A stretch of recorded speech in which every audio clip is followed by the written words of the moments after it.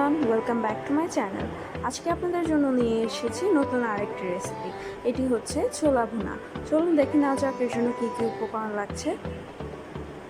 প্রথমে আমাদের লাগবে ছোলা 2 কাপ, আলু 1 কাপ, টমেটো 1টা, পেঁয়াজ কুচি 2 চামচ, তেজপাতা 1টা, লবণ স্বাদ মতো, মরিচ গুঁড়া 1 চামচ, জিরা গুঁড়া 1 চামচ, আদা ও রসুন বাটা 2 চামচ, হলুদ 1 চামচ, শুকনো মরিচ 2-3টা এবং কাঁচামরিচ 2 থেকে 4টা। প্রথমে একটা কড়াইয়ের মধ্যে আমি তেল দিয়ে দিব এবং এর মধ্যে আমি শুকনো মরিচগুলো দিয়ে এটাকে ভালো করে ভেজে নেব। শুকনো মরিচগুলো ভাজা হয়ে গেলে আমি এটাকে উঠিয়ে রাখবো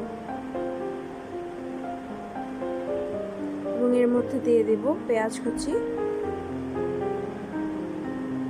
পেঁয়াজটা একটু ভাজা হয়ে গেলে আমি সব মশলাগুলো একসাথে দিয়ে আর একটু ভালো করে ভেজে নেব। এতে দিয়ে দেব একটা তেজপাতা এবং দিয়ে দেব আলু, দিয়ে এটাকে ভালোভাবে ভেজে নেব। এর মধ্যে দিয়ে দেব টমেটো। এটা কষানো হয়ে গেলে আমি এর মধ্যে ছোলাগুলো দিয়ে দেব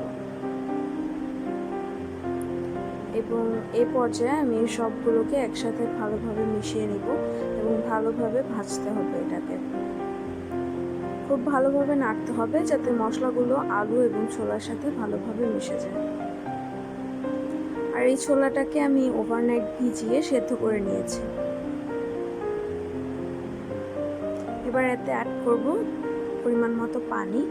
পানিটা ততটুকু অ্যাড করতে হবে যেন আলুগুলো সেদ্ধ হয়ে যায়, কারণ ছোলাগুলো আমার আগে থেকে সেদ্ধ করা আছে।